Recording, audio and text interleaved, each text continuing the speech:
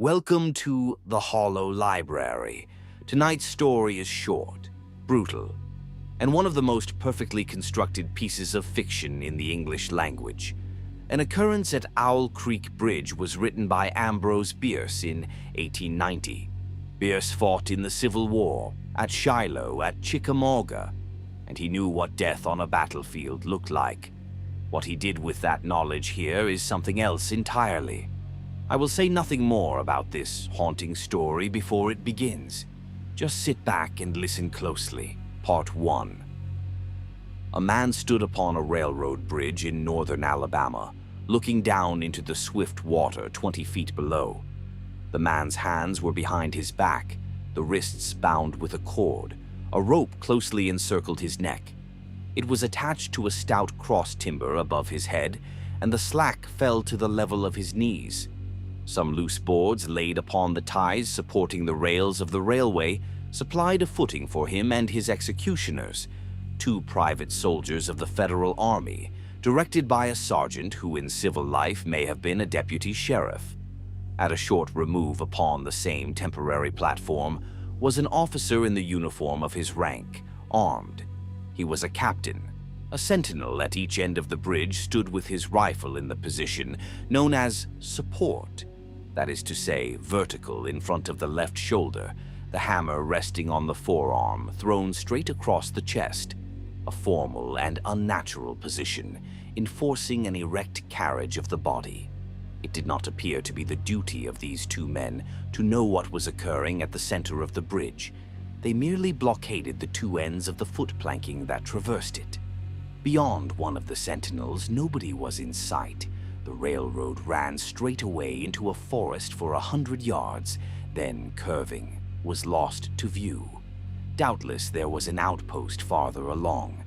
The other bank of the stream was open ground, a gentle slope topped with a stockade of vertical tree trunks, loopholed for rifles, with a single embrasure through which protruded the muzzle of a brass cannon commanding the bridge. Midway up the slope between the bridge and fort were the spectators, a single company of infantry in line, at parade rest, the butts of their rifles on the ground, the barrels inclining slightly backward against the right shoulder, the hands crossed upon the stock. A lieutenant stood at the right of the line, the point of his sword upon the ground, his left hand resting upon his right. Excepting the group of 4 at the center of the bridge, not a man moved. The company faced the bridge, staring stonily, motionless.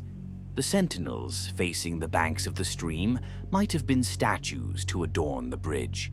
The captain stood with folded arms, silent, observing the work of his subordinates, but making no sign. Death is a dignitary who, when he comes announced, is to be received with formal manifestations of respect, even by those most familiar with him. In the code of military etiquette, silence and fixity are forms of deference. The man who was engaged in being hanged was apparently about 35 years of age. He was a civilian, if one might judge from his habit, which was that of a planter. His features were good, a straight nose, firm mouth, broad forehead from which his long dark hair was combed straight back, falling behind his ears to the collar of his well-fitting frock coat. He wore a mustache and pointed beard, but no whiskers. His eyes were large and dark gray, and had a kindly expression which one would hardly have expected in one whose neck was in the hemp. Evidently, this was no vulgar assassin. The liberal military code makes provision for hanging many kinds of persons, and gentlemen are not excluded. The preparations being complete, the 2 private soldiers stepped aside, and each drew away the plank upon which he had been standing. The sergeant turned to the captain, saluted, and placed himself immediately behind that officer, who in turn moved apart 1 pace. These movements left the condemned man and the sergeant standing on the 2 ends of the same plank, which spanned 3 of the cross ties of the bridge. The end upon which the civilian stood almost, but not quite, reached a 4th. This plank had been held in place by the weight of the captain. It was now held by that of the sergeant. At a signal from the former, the latter would step aside, the plank would tilt, and the condemned man go down between two ties. The arrangement commended itself to his judgment as simple and effective. His face had not been covered nor his eyes bandaged. He looked a moment at his unsteadfast footing, then let his gaze wander to the swirling water of the stream racing madly beneath his feet. A piece of dancing driftwood caught his attention, and his eyes followed it down the current. How slowly it appeared to move. What a sluggish stream. He closed his eyes in order to fix his last thoughts upon his wife and children. The water, touched to gold by the early sun, the brooding mists under the banks at some distance down the stream, the fort, the soldiers, the piece of drift, all had distracted him. And now he became conscious of a new disturbance. Striking through the thought of his dear ones was a sound which he could neither ignore nor understand, a sharp, distinct, metallic percussion like the stroke of a blacksmith's hammer upon the anvil. It had the same ringing quality. He wondered what it was and whether immeasurably distant or nearby. It seemed both. Its recurrence was regular, but as slow as the tolling of a death knell. He awaited each new stroke with impatience and, he knew not why, apprehension. The intervals of silence grew progressively longer. The delays became maddening. With their greater infrequency, the sounds increased in strength and sharpness. They hurt his ear like the thrust of a knife. He feared he would shriek. What he heard was the ticking of his watch. He unclosed his eyes and saw again the water below him. If I could free my hands, he thought, I might throw off the noose and spring into the stream. By diving, I could evade the bullets and, swimming vigorously, reach the bank, take to the woods and get away home. My home, thank God, is as yet outside their lines. My wife and little ones are still beyond the invaders' farthest advance. As these thoughts, which have here to be set down in words, were flashed into the doomed man's brain rather than evolved from it, the captain nodded to the sergeant. The sergeant stepped aside. Part 2. Peyton Farquhar was a well-to-do planter of an old and highly respected Alabama family. Being a slave owner and, like other slave owners, a politician, he was naturally an original secessionist and ardently devoted to the Southern cause. Circumstances of an imperious nature, which it is unnecessary to relate here, had prevented him from taking service with that gallant army which had fought the disastrous campaigns ending with the fall of Corinth. And he chafed under the inglorious restraint, longing for the release of his energies, the larger life of the soldier, the opportunity for distinction. That opportunity, he felt, would come, as it comes to all in wartime. Meanwhile, he did what he could. No service was too humble for him to perform in the aid of the South, no adventure too perilous for him to undertake if consistent with the character of a civilian who was at heart a soldier, and who in good faith and without too much qualification assented to at least a part of the frankly villainous dictum that all is fair in love and war. One evening, while Farquhar and his wife were sitting on a rustic bench near the entrance to his grounds, a gray-clad soldier rode up to the gate and asked for a drink of water. Mrs. Farquhar was only too happy to serve him with her own white hands. While she was fetching the water, her husband approached the dusty horseman and inquired eagerly for news from the front. "The Yanks are repairing the railroads," said the man, "and are getting ready for another advance. They have reached the Owl Creek Bridge, put it in order, and built a stockade on the north bank. The commandant has issued an order, which is posted everywhere, declaring that any civilian caught interfering with the railroad, its bridges, tunnels, or trains will be summarily hanged. I saw the order." "How far is it to the Owl Creek Bridge?" Farquhar asked. "About 30 miles. "Is there no force on this side of the creek?" "Only a picket post half a mile out on the railroad, and a single sentinel at this end of the bridge. Suppose a man, a civilian and student of hanging, should elude the picket post and perhaps get the better of the sentinel," said Farquhar, smiling. "What could he accomplish?" The soldier reflected. "I was there a month ago," he replied. "I observed that the flood of last winter had lodged a great quantity of driftwood against the wooden pier at this end of the bridge. It is now dry and would burn like tinder." The lady had now brought the water, which the soldier drank. He thanked her ceremoniously, bowed to her husband, and rode away. An hour later, after nightfall, he repassed the plantation, going northward in the direction from which he had come. He was a Federal scout. Part 3. As Peyton Farquhar fell straight downward through the bridge, he lost consciousness and was as one already dead. From this state he was awakened, ages later, it seemed to him, by the pain of a sharp pressure upon his throat, followed by a sense of suffocation. Keen, poignant agonies seemed to shoot from his neck downward through every fiber of his body and limbs. These pains appeared to flash along well-defined lines of ramification and to beat with an inconceivably rapid periodicity. They seemed like streams of pulsating fire, heating him to an intolerable temperature. As to his head, he was conscious of nothing but a feeling of fullness, of congestion. These sensations were unaccompanied by thought. The intellectual part of his nature was already effaced. He had power only to feel, and feeling was torment. He was conscious of motion, encompassed in a luminous cloud of which he was now merely the fiery heart, without material substance. He swung through unthinkable arcs of oscillation, like a vast pendulum. Then all at once, with terrible suddenness, the light about him shot upward with the noise of a loud splash. A frightful roaring was in his ears, and all was cold and dark. The power of thought was restored. He knew that the rope had broken and he had fallen into the stream. There was no additional strangulation. The noose about his neck was already suffocating him and kept the water from his lungs. To die of hanging at the bottom of a river. The idea seemed to him ludicrous. He opened his eyes in the darkness and saw above him a gleam of light. But how distant, how inaccessible. He was still sinking, for the light became fainter and fainter until it was a mere glimmer.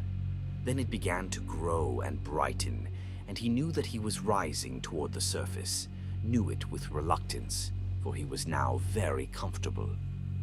To be hanged and drowned, he thought, that is not so bad, but I do not wish to be shot. No, I will not be shot. That is not fair.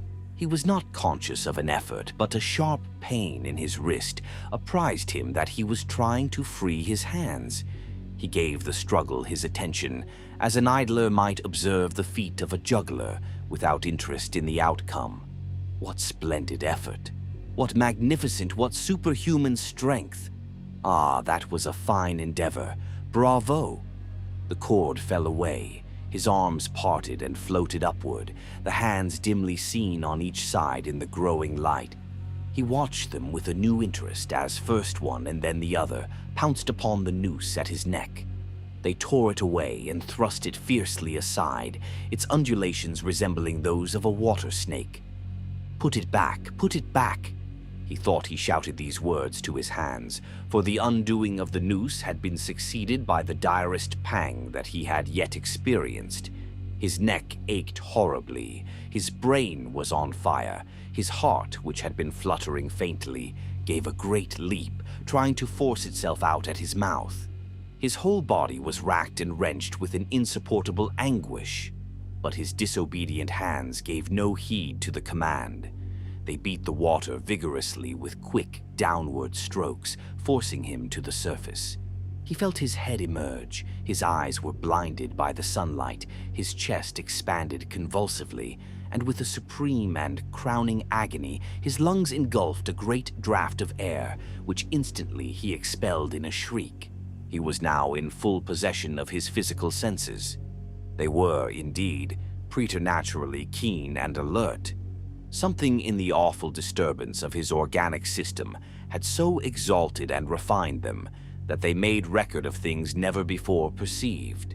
He felt the ripples upon his face and heard their separate sounds as they struck. He looked at the forest on the bank of the stream, saw the individual trees, the leaves and the veining of each leaf. He saw the very insects upon them. The locusts, the brilliant-bodied flies, the gray spiders stretching their webs from twig to twig. He noted the prismatic colors in all the dewdrops upon a million blades of grass, the humming of the gnats that danced above the eddies of the stream, the beating of the dragonfly's wings, the strokes of the water spider's legs, like oars which had lifted their boat. All these made audible music. A fish slid along beneath his eyes, and he heard the rush of its body parting the water. He had come to the surface, facing down the stream. In a moment, the visible world seemed to wheel slowly round, himself the pivotal point, and he saw the bridge, the fort, the soldiers upon the bridge, the captain, the sergeant, the two privates, his executioners. They were in silhouette against the blue sky. They shouted and gesticulated, pointing at him. The captain had drawn his pistol but did not fire. The others were unarmed. Their movements were grotesque and horrible, their forms gigantic. Suddenly he heard a sharp report, and something struck the water smartly within a few inches of his head, spattering his face with spray. He heard a second report and saw one of the sentinels with his rifle at his shoulder, a light cloud of blue smoke rising from the muzzle. The man in the water saw the eye of the man on the bridge gazing into his own through the sights of the rifle. He observed that it was a gray eye and remembered having read that gray eyes were keenest and that all famous marksmen had them. Nevertheless, this one had missed. A counter-swirl had caught Farquhar and turned him half round. He was again looking at the forest on the bank opposite the fort.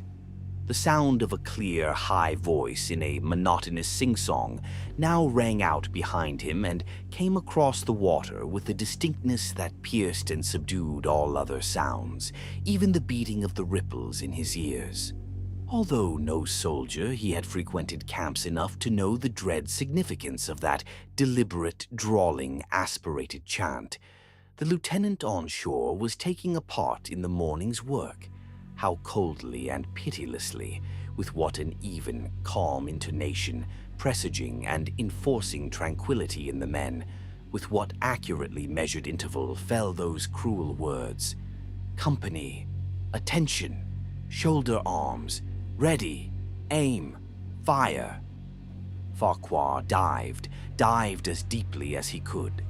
The water roared in his ears like the voice of Niagara, yet he heard the dull thunder of the volley, and rising again toward the surface, met shining bits of metal, singularly flattened, oscillating slowly downward.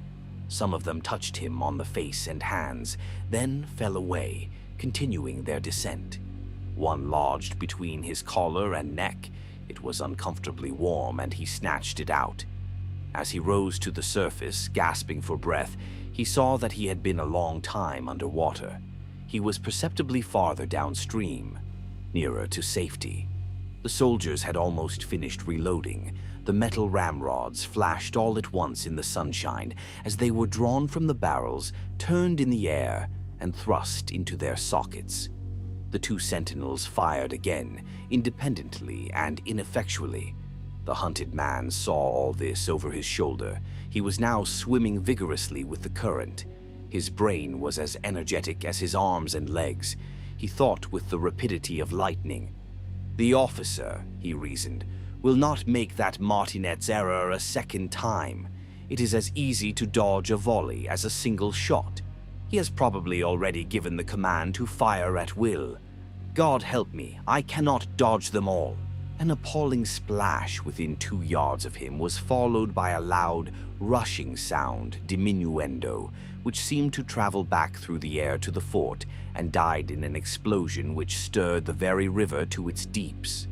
A rising sheet of water curved over him, fell down upon him, blinded him, strangled him. The cannon had taken a hand in the game. As he shook his head free from the commotion of the smitten water, he heard the deflected shot humming through the air ahead, and in an instant it was cracking and smashing the branches in the forest beyond. They will not do that again, he thought. The next time they will use a charge of grape. I must keep my eye upon the gun. The smoke will apprise me. The report arrives too late. It lags behind the missile. That is a good gun. Suddenly he felt himself whirled round and round, spinning like a top. The water, the banks, the forests, the now distant bridge, fort, and men, all were commingled and blurred. Objects were represented by their colors only, circular horizontal streaks of color. That was all he saw. He had been caught in a vortex and was being whirled on with a velocity of advance and gyration that made him giddy and sick. In few moments he was flung upon the gravel at the foot of the left bank of the stream, the southern bank, and behind a projecting point which concealed him from his enemies. The sudden arrest of his motion, the abrasion of one of his hands on the gravel, restored him, and he wept with delight. He dug his fingers into the sand, threw it over himself in handfuls, and audibly blessed it. It looked like diamonds, rubies, emeralds. He could think of nothing beautiful which it did not resemble.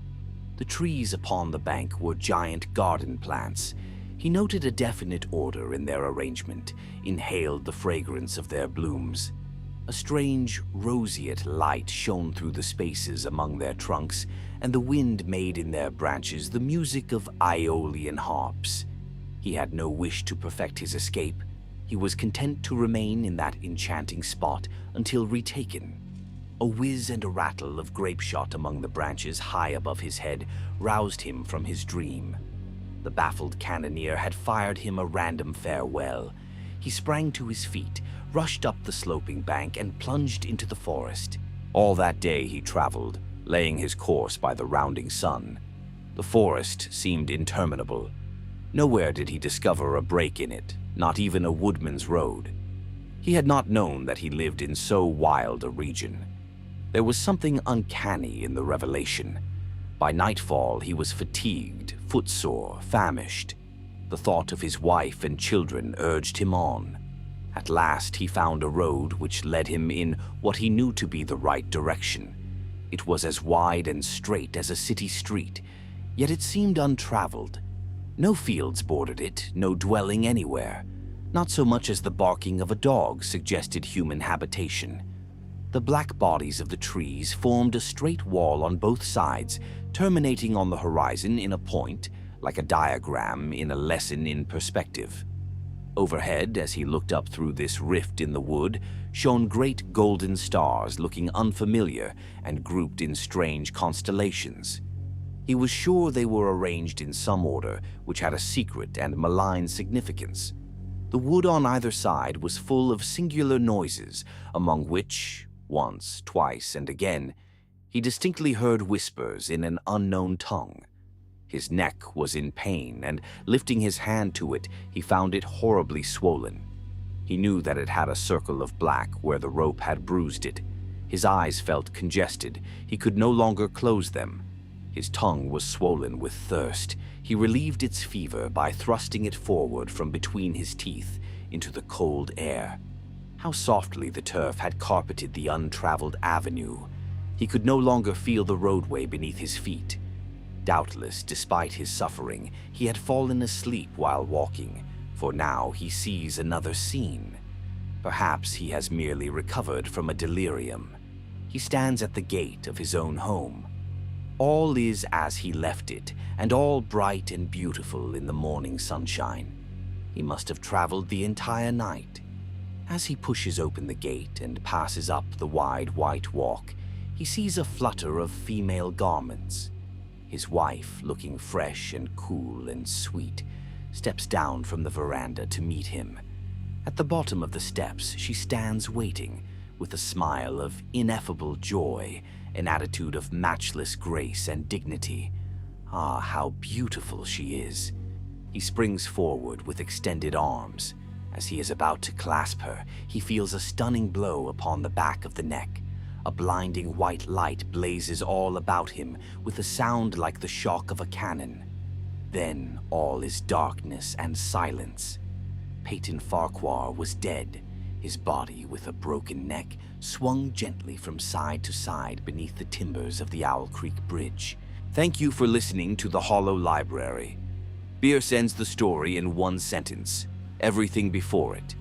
The escape, the river, the road, the wife at the bottom of the steps happens in the space between the plank tilting and the rope going taut. A few seconds of real time, a dying mind's last desperate gift to itself. What makes this story different from a simple twist ending is that Bierce wasn't inventing something clever. He was documenting something true. The mind, under extreme duress, does this. It builds, it elaborates, it insists on survival with a vividness that feels more real than reality. The veining of each leaf, the prismatic colors in the dewdrops, the whispers in the trees. The detail isn't ornament, it's the tell. A man who was actually escaping wouldn't notice any of that. Only a man who is dying has that kind of time. Ambrose Bierce fought in the Civil War from nearly the first shot to nearly the last. He enlisted at 19. He was at Shiloh, where the dead were so numerous they formed windbreaks. He was at Chickamauga, which his commanding general called the bloodiest battle of the war. He was shot in the head at Kennesaw Mountain and somehow survived. He came home and spent the next 4 decades writing about death with a precision and a coldness that made his contemporaries deeply uncomfortable. He had no patience for sentiment, no interest in heroism, no illusions about what war actually was. His stories don't console, they observe. He wrote an occurrence at Owl Creek Bridge in 1890, 25 years after the war ended. He had not stopped seeing it.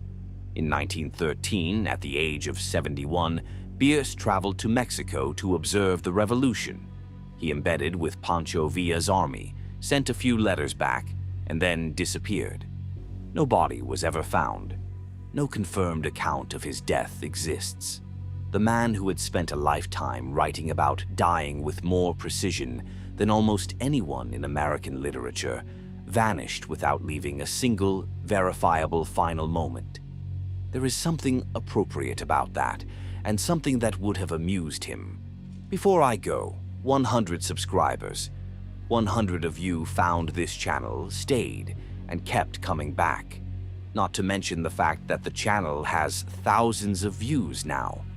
The Hollow Library started as a quiet experiment urged by my love for horror and literature, and now it is becoming something real, and that is entirely because of you. Thank you. There is a lot more darkness ahead. Until then, the detail is the tell.